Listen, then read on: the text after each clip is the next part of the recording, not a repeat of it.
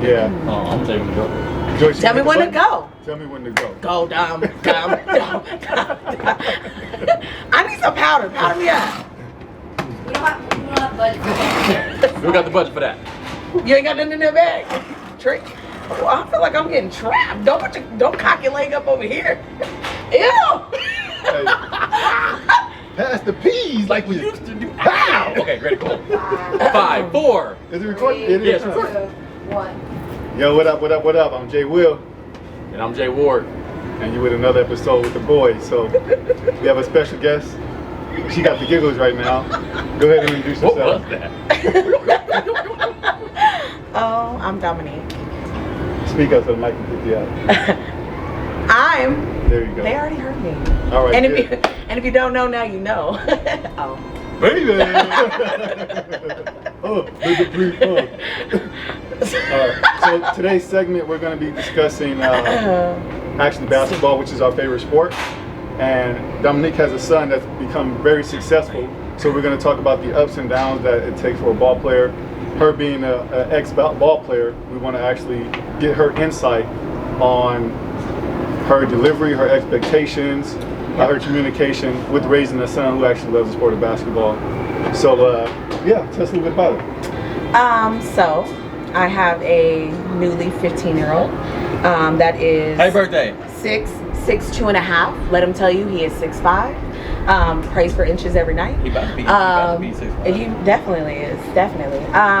So he played football first, went to basketball, left basketball, went back to football, and now I can't get him to do anything else. So he is a freshman at Holly Riverside. Riverside Shout Poly. out, let's go. Riverside Poly. Riverside Poly. Call it Riverside. Poly of Riverside. Okay. There we go. All right. Is it my story or your guys's? All right, cool. Carry on. So, playing sports was really tough in the beginning with criticism because I definitely wanted to get on the court a lot of times and, do what I was asking him to do. But there was a lot of yelling and a lot of intense conversations that he really didn't understand in the beginning because I was so passionate. But I had to later on learn that he definitely knew what he was doing. He worked hard. He understood, how to get it done. And I just needed to be a fan and not always, criticizing or coming up with my ideas of what he should be doing. So we're now at a great space of understanding. I ask him if he wants my feedback, and if he doesn't, I respect it. So, it's made our relationship a lot better. In the beginning, we were definitely hitting heads, and he understood and he saw the results of what I was saying, but it was, he didn't want to hear it all the time. So I had to pick my time better and all of that. So When you do your feedback, when you give your feedback of him or the criticism, how do you do it? How do you deliver it? now I deliver it by asking him. So I'll say, hey, do you want? First, I give him a compliment. I learned something from one of the camps that we went to, and it was on Mother's Day, and it was like giving shout outs to moms, and and it really taught us a lot as parents to first say, I just enjoyed watching you play. And then, from there, it kind of breaks them down. It's like, okay, we're in a good space. Then it's kind of like, is there something I can share with you? And it was just something, you noticed, or you didn't want to yell out and embarrass them or whatever. So now it's more like, hey, are you ready to hear what I have to say? Are you calm enough, or, have your adrenaline come down from either the win, the loss, or just not playing that well or playing amazing for me to tell you something? So it's all with, approval. And what if he says, no, I don't want to hear anything, Mom? He would definitely get, I understand. And, I respect him, and I understand that he'll come back around. So in that moment, I completely respect him, and we will either change the subject or let him just kind of be in his moment. Okay, good. And then, what position is he playing? So there isn't a position he can't play, but he's a combo guard at this point. He's big shooter. We need first and last names so people go watch him. Aaron Glass, number 21. Aaron Glass, number 21. We call him Ace. You call him Ace. Yes. His Instagram. Yeah. His Instagram is AceGlass21. AceGlass21 is gonna be on the screen if y'all want to go check him out. Absolutely, and you can see some highlights and just see. He's just a great kid, so you'll be able to really get a little bit more idea of who we're speaking about. I've seen his highlights. I've seen him play. His style of play is really all around, and he has great potential. He's not even gonna He's not even like scratching the surface right now. Right. And he's still doing great things. You say freshman, right? Yes. Freshman. So when he's like junior, senior, he's going to be like in the papers and on the internet. I already know that. Sure hope so. Yeah. He's going to be. That's the plan. He's going to be. Absolutely. You got to speak things to existence. I believe that. Absolutely. But I also don't want the pressure of him, you know, already seeing that. I want him to be in his moment. And Oh, it's going to be live in pressure. that. Because I think now kids now they have the most pressure than anybody. Jay Ward. Now. He came home the other day from school, and I was sharing this a little bit with you, is he was in the verge of tears because they did these like 3-on-3s, and he was like, they're doing cuts, and they picked their seniors, you know, to play their ball game because they need exposure, and they need, so the pressure of levels is really what you get to see at this point. AAU is different. Everybody's kind of just doing the same thing. Yeah. But when you're talking about there's a senior and you're a freshman, and it's so crazy because his heart's so big that he's like, hey, there's one kid that's not signed yet. Like, if I don't get a lot of playing time, but he does, I'm cool with that. But I'm like, no, kid, like, everybody kind of has to do their own thing. So, you know, he's trying to balance it and learn. And right now they're doing cuts. They picked, you know, 12 to 15 potential varsity, and he's a part of that. Ooh. Yeah, so, but, you know, they're doing their cuts. They're like, are you showing up for 0 period at 6 a.m. on time? Are you taking it serious when I'm not around? What's your integrity, you know? Like, are you working when I'm not watching? Yeah. So, you know, I mean, he was on the verge of tears when he walked into, like, getting into the car, and I'm like, what happened? I want to talk about it. I didn't play that good. I'm not 6'8". I can't be a good, like, I can't not be a good shooter. So he's, you know, without any pressure from me. But he knows that. Yeah, he does. And- He can identify that. The fact that he knows that I'm not 6'8", so I have to be a good shooter. Yes. He knows that if you're a small guard, then you need Gotta have- guard attributes to do Absolutely. it. Because there's some guards that's like, dang, I'm not 6'8". What else can I do? Right. He knows, like, okay, I got to be a good shooter. Absolutely. Period. And that's Yeah. I mean, it's beautiful that he identified it on his own. And Yeah. actually, after that day, he was like, please take me to the park. I need to shoot around. Like, he just had to reassure himself that he can do it. It was just a rough day. But, you know, those rough days can be the day you get cut. Can be. You don't know who's watching. So he's already kind of, you know, putting that pressure on himself, which is healthy pressure. Because he knows he's supported and loved. If he decided basketball wasn't it, he would still be an amazing kid, you know? Yeah. So it's crazy to watch. Again, he does his own yoga, he does his own stretching in his room on his own. So, you know, this is something he really truly wants. So it's beautiful to watch. And that was. So I have a question for you guys. nope. We didn't ask you to give us a question. Yeah, this is So ain't I have your a question show. for you This guys. ain't your show. So if your son or daughter, soon to be, one day, decides they want to play, how would be your feedback? Are you go with him first because he has. okay? He has. So you're a dad coach. He's a basketball dad coach. Mine's different. Why is it different? Because I'm direct. So I tell kids. But what if she says she doesn't want that feedback today? Do you respect it and you back off, or do you give it anyway? Hard question to answer because it's never happened. Okay, well So- today she does it. I'm like, all right, whatever. Would you be offended? You sound offended. Yeah, it would be. 'Cause I can hear it in your Yeah, I'll tone. be like, all right, whatever. Whatever, I don't care. Because see, here's my thing when it comes to, you know, this sport and all sports really, but this is the one I love and I'm familiar with. When you see a kid, and all kids have various levels of talent, right? But what if a kid's not that good, and you keep telling them like, you're good, you're going to be okay, all you gotta do is keep trying, and they really don't have the talent? You've done nothing but handicap that kid. You've done nothing. Everybody who sugarcoated it, who coddled them, you've done nothing for that kid.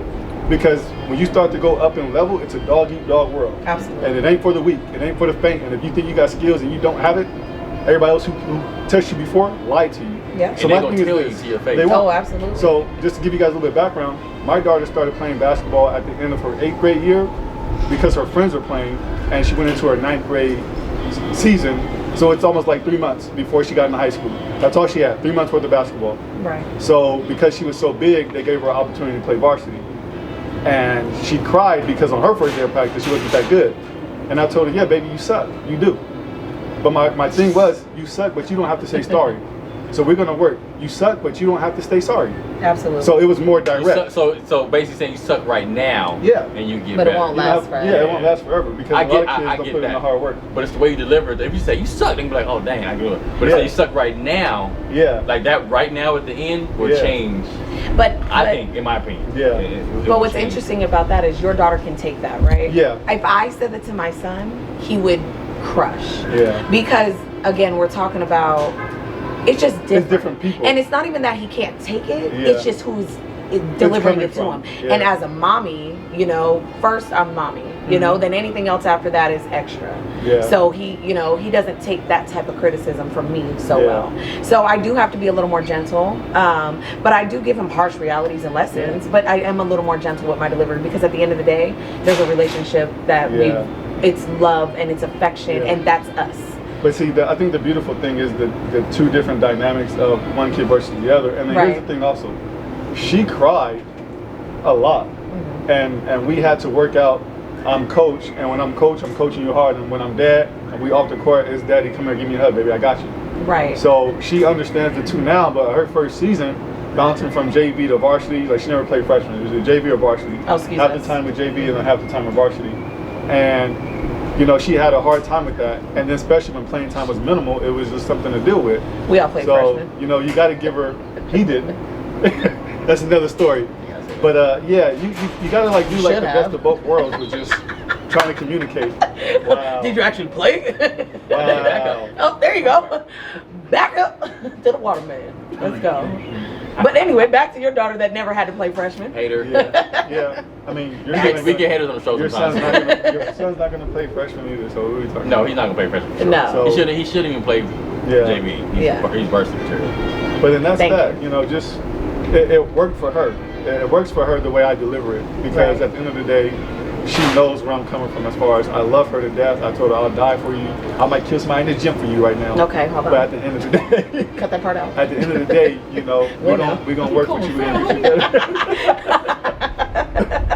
Hey, it's been a couple times. Whoa now. Go get your bag. Wait, I'm gonna go to my car. I'll be right back. Get my gun. Shoot everybody. You just gotta make one phone call and y'all just leave. Yeah, but it's a beautiful thing. So I think that just as a coach, and then just anybody who's involved, who's coaching kids or training, you can't treat every kid the exact same way. Correct. You can love them the same and have compassion, have goals for them all the same, but the way you deliver stuff, sometimes you gotta be smart to deliver it different. So. So piggybacking on like a little bit of that is I can't train my son. And the reason I can't train my son is because we don't separate the relationship because it doesn't work for us. So when he hears my voice, he just hears my voice, but he's not actually, it's not penetrating. And the thing is, we can have good conversations off the court, no problem. Hey, Pop, try this, do this, you know, look at this. And he'll get on the court and he'll try it and he'll do it. But the feedback while he's on there, like if I'm saying, hey, adjust your shot, or hey, more finesse, off the fingertips, little stuff like that, while he's not doing well, he doesn't want to hear my voice. It's the source that it's coming from. Correct. And so I realized that very, very young for him, and that's why I got him trainers. That's why I got other people. And I would give the trainer feedback like, hey, this is what we're working on, and whatever, because I know him and I know his dynamic of his body, and they were able to identify their own things as well. But you were saying the same thing and whatever, but it was being delivered from somebody else, and it worked. Exactly. So I had to again back up, take my role as, and it's okay, you know, here you're knowledgeable, and I trust you with my son. And these are the things that you're going to say the same things because we're trying to get the same results, but somebody else had to deliver it. So that's common. That works for us. I think I might have a problem with that when I have my kids because I deal with that with my wife. I say, hey, let's go work out. Right? If you work out, I work her out. What I say to her, she just hears her husband. Yeah, kind of nagging at her. Another trainer tells her, it's like, let's go. So it's the source it's coming from. So when we have our kids, I'm gonna be like trying to train them. All they're gonna hear is dad. But they probably have somebody else tell them the same thing. Early stages, it does work. It's when they start to break off to say, I got it. Like back up a little bit, because then you kind of become the smother or the hover dad or whatever, and it doesn't always work. That sounds like a scary day. Hover dad. It sounds like a scary day. You know, you're the helicopter that's just hovering over. Because I mean, I have a daughter as well, and you know, she's she's tried every sport, and I'm just so thrilled that like she's opened my eyes completely, because she's like made me a soccer mom, and then she made me a volleyball mom, and I was like, whoa, I don't even know the rules, and yet she's not really a sports lover, but she does it just for the workout and for fun. So you know, I mean, I wouldn't be able to coach her either, because they just kind of give the side eye, just mom, just cheer and please be quiet. So I had an off-camera conversation with you about my daughter, and she's so simple, and she looks to me for everything. Like, tell me this, Dad, tell me that. Right. So I'll give you an example. One time in the game, she was coming off the bench. This was her sophomore year, so she's varsity girls coming off the bench, and we're at an away game, and I'm looking at the way that the defense is playing against the offense that we have. We run a 4-out winning offense. So before I sub her in, I'm like, hey, as soon as you catch the ball, inside, rip through, one dribble to the cup is going to be an easy bucket. Sub her in, same exact move. She calls for the ball, get it, pow, inside, rip, ring, layup, and she's like, I'm like, go ahead. That's right. Bow! Cut the camera. I'm sorry. He said ring. Somebody about to die today. Elbow, ring. But, you know, she listens to me for feedback like that. So it's always 3 things you can't get. Wow. Tell us. Oh, Wow. Yeah, can we tell me another one? Tell me another one. Where your grandmother live? Brooklyn, why? Because I'm going to go. Stay on task. Yes, I'll Tucker? Birds? What's kind of black? Oh, shoot. All right. It's way too hot. So I'm going to tell you guys a story. So one time my grandma, you know, after she He's met been my alive wife, for 100 years, so she he got had- hella stories. yeah, she had something that wasn't pretty nice to say. Oh, and you know, I man. told her, I said it wasn't acceptable. You know, what did she say? She said, well, I just love a cute little nappy.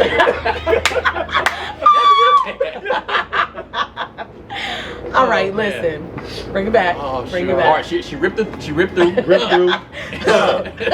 Easy one. Easy one. Yeah. Yep, and it was like that. Had one of her best games. See, your daughter takes your voice as the coach and the dad. Correct. Her son takes That's his her mama. voice It's as the mom. mom. Yes. That's We can- everybody's So different. it's Right. Yeah, it's a But beautiful thing. sometimes a coach can say something to a kid and he doesn't respond. But the parents can say something and they then got it. it just Yeah. depends on the kid. Yeah.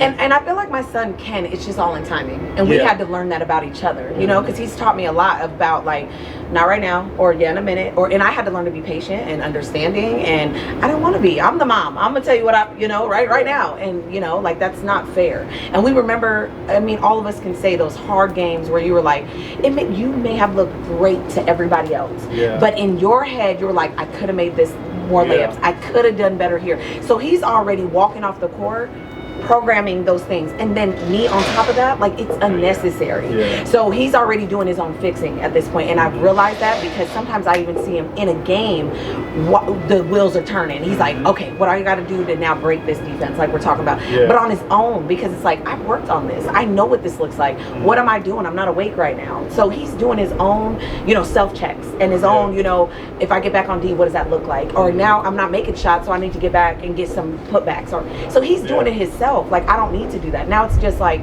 I love you and I support you. Yeah. And I had to learn that. Now he's 15. He's been well, off and doing well since like 12-ish. So I had to, even with the cheering, sometimes it becomes too much because then the boys on the court are literally like, oh, that's your mom? All right. You know what I mean? And then it's like, oh, what you gonna, and it gets weird. So there's just pullbacks everywhere and a balance of like criticism, when to give it, how to give it, and what kid, like there's so many elements. And it's not always the same. Yeah. Sometimes he's like, hey, mom, I need you. Talk to me right now. I need reassurance that I'm a good ball player. And then there's sometimes like, I know I got this, mom, just, so we got to be understanding with our children, and they teach us way more than we can ever teach Absolutely. them. All the time. And I mean, just the way that they're going to be 10 times better than us. You know what I mean? And they already are exceeding those things. Yeah, for sure. Already. So now it's just kind of, now we can actually celebrate, and we got to focus more on that part of things. Even, whatever it is. Another thing from the camp, This camp was absolutely amazing, and if we ever Listen, hey, we gonna go. just get in there. I was like, What'd you find? You're I'm like, stealing? how does pee get in there? It popped up. Sorry. This is the Dominique show. We gonna keep this going. Act like they not here.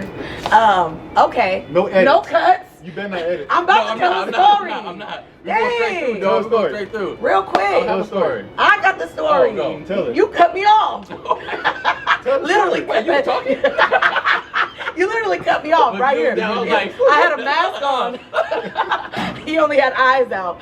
Golly. Tell the story. Let it tell the story. Is the sound on? Is the sound? Is green in there?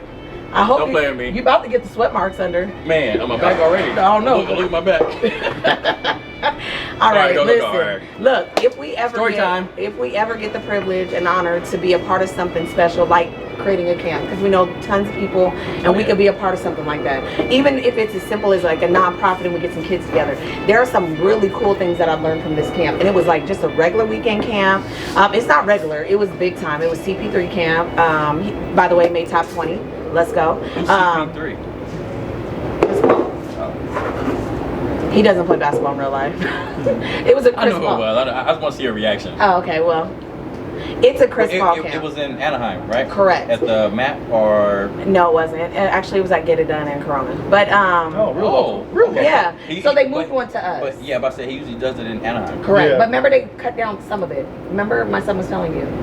Or was he telling course? you? Yeah, they didn't open everything back up. Okay, Yeah. so anyway, this is the same camp that I talked about earlier in the segment. Is that they taught us like on Mother's Day, like, or you know, whatever. It's like ask your kids for approval to give them feedback. What does that look like? And if they say no, how do we respond or whatever? So they actually had all the kids, because you know they get all the kids together. If you've been at a camp or at least watched one, whatever, they get all the kids and they do like a special speaker or an introduction. This is the expectations, whatever.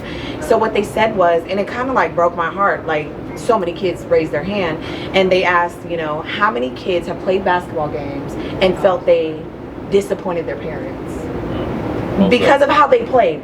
I would say 98% of the kids put their hands up. If it was 100 kids, 99 put their hands up. And the other one probably just didn't even hear what the question was. And I think most of them did that because probably when they're on the way home, right, the parents are like, bop, right, bop, bop, bop, bop, bop. And instead of saying, hey, you did this and this and this right, it's only what you did wrong. And you know, because everybody else is celebrating your 25 points, so why do I need to tell you you did great on your 25 points? What I need to tell you is you didn't get back on defense and you didn't rebound and did you put a body on somebody, and you know what is, are we doing putbacks? You missed a free throw. And it's like, you know, so when they said that, it really gave me like an aha moment. It's like, boy, I never want you to think that basketball ever disappoints me. Not like for you to get out there every day and work as hard as you, like I'm already, you know, proud of you. Like just, you can do the bare minimum of whatever it is, but if that's the best you can do, I'm proud of you. And it's unfortunate that sometimes I guess that doesn't always come across, and I guess that comes from our feedback, but it was so interesting to see how many children thought through basketball, you know, in their performance that we weren't proud of them, or that we didn't think that they did a great job, or they disappointed us. Like that word is just so like, dang, like you're beating yourself up. I was going to say that same thing. A lot of times, I mean, you guys know it too, we absolutely want to do the best we can, right? Right. Regardless if your mom is there. My mom wasn't at none of my games. Me either. And I probably would have felt like I let her down. She probably won't even watch this. Yeah, she ain't watching it. Lay on the couch. Yeah, tell her about my mama. We still love you. Then my daddy. No. Both of them went to go get milk. I ain't seen They him ain't been since. back. But a lot of kids. We're talking about people being proud. No, a lot of kids put that on. At least you didn't say what you was gonna say. Go ahead. They put that. Don't do that. Don't do that. Oh, Carry yeah, on. I'm Game. I know. Yeah. We would've They just- were in my game. That's why I'm not saying anything. Go ahead. Yeah. No, a lot of kids put their own level of expectation. Like, Absolutely. Because let's say we can use him and myself as an example. Okay. He had been playing prior to me even thinking about dribbling the basketball. So I can see his level of success and want that, and if I don't get it, I'm thinking I'm letting my parents down because he's starting and he's good and I'm not even doing that. Right. And the problem with that is comparing. Comparing. When people start comparing anything, that's when. But you say comparing is good. Comparing is good. If there was, But you say it's not? I say comparing to a is certain good. level, because okay, let's say somebody is doing something now, and I'm comparing like, dang, I wish Right. I had what they had. That's But not Well, willing to do that's the not- work. that's but not having good. what they have But comparing is like, versus okay, he's a doing what they doctor, able to so do. I wanna get on his level. Okay. That's a good thing. That's good because in the same field. Because if you're wishing like, damn, I wish I was them and this and that, but then you're just sulking, that's bad. Right. Okay. Yeah, comparison in the I guess perspective of bettering. Yeah. Yes. That's always healthy. Absolutely. And until it becomes unhealthy. Right, and there is a thin line because then I mean with social media with the children, man, I had to tell my son plenty of times. I said, hey, you know that's an illusion. Yeah. You know that's a mirage, and he's like, what's a mirage? You know, young, and he's watching these films of these kids going to camps and they're balling and I'm like, but let me tell you something, kid. Yeah, it's the highlights. They're not seeing the shots missed. They're not seeing the stats. They're not seeing that the kids are messing up. Right. Some kids don't even hardly play. They just went in and got those shots up and they put the highlight tape together. Right. And those are over maybe like 5 games. We all know the game. We know the game, bro. But our kids don't always. They're only seeing the popularity. And they're seeing these highlights. So until we went to Drew games and other, even like a lot of the players do open runs, and I won't put anybody on blast, but they do open runs and all that kind of stuff where he was training, and he's like, bro, he's not that good. He's not that good. Exactly. Like you're not M1. You're not Harlem Globetrotters. Like where we grew up, where it was actually like fun talent and raw talent. It wasn't that. Now they're really just putting dynamics and putting it all together and making it look good. Exactly. And then when the kids actually go play, they're like, oh, this is the same kid we see on the internet. Absolutely. So I mean, even coaches are being, a wool over their eyes because you're not getting that, and people are, a lot of lying about height and a lot of skill levels. It's so bad, and so. With that being said, I had to then kind of break them down a little bit, and I'm like, sir, it's a mirage, so it looks pretty to the eyes, but it's not real, and you gotta be more aware of how that works. You can outplay them, you can outball. It's again up to any player can play with almost any player. There's only there's certain elite players that we've seen that are like super up there. Correct. But other than that, when you get to that same age level, if you've been playing for a long time, you can play. You probably can't score like him, but I can defend him. Absolutely. Or he can't defend me, but I can score on him. Yeah. So it's that. Yeah. Like there's some players when I went to the pro level, and I'm like, dude, this dude is fast. Yeah. Right? No defense. Yeah. So I got him on that. Yeah. But then he's kicking my butt on when I'm like on offense. Yeah. Right. So he'll probably have 30, and I'll have like 20. Yeah. And I'm like, he's a good scorer, but his defense sucks. Yeah. So you were able to still kind of one up and figure it out. Rebounds, assists, absolutely. stuff like that. Yeah. And it's just being aware of those things. But I'm telling you, social media has really messed up a lot of things. Yeah. It doesn't always also make people come out and watch anymore. Because why? You need to watch if you could just, so that live contact and really getting the energy of a child. That is he coachable? Is he likable? You don't see all that. Like you don't get to see that. But then when you go to see this kid and he's like talking bad to the refs or talking back to parents or whatever, like that's nasty. Yeah. And you don't want that on a college floor. But then when you get a kid and he's genuine, he's talking to the refs and he's just a good kid, you miss out on those things. Yeah. So, I feel like it's a responsibility too for coaches and people to really come out and see what it's about. Yeah. And not just base it off of that. It's the responsibility of the parents to make sure that kid is a good person. Absolutely. Because you can't just have like, okay, my kid plays basketball, this and that. But if he's not a good person, this and that. Character plays a big part. When you get older, you're going to see what type of player you are because people that's played with you and seen you, they're going to tell you what kind of player you were. Absolutely. Yeah. So there's a lot of people like, you could be the greatest ever, right? But perfect example, MJ. Mm-hmm. Now everything's starting to come out that he's probably one of the greatest players ever that we've seen. Yeah. And people are like, I didn't like playing with him. Yeah. I hated playing with him. Mm-hmm. Like, for me, I never wanted to be that player. There's probably maybe one, if that, can say, I never liked playing with Jeremiah. Right. Ever. So we got to teach our kids that, we got to teach our kids that you got to be a good person. Absolutely. On and off the court. Or if anything, off the court, you could be an a-hole on the court, but off the court, you can be a genuine person. But it's your alter ego, it's a way of kind of getting that out. Yeah. But there's still a way of doing it with class. When the game ends, the game's over. Yeah. Are you slapping hands? Are you giving love to other people? Like, hey, you balled out. In the game, you can't do that. You do got to show that dog and that lion. But at the end of the game, it's over. Hey, we're gonna see you next time.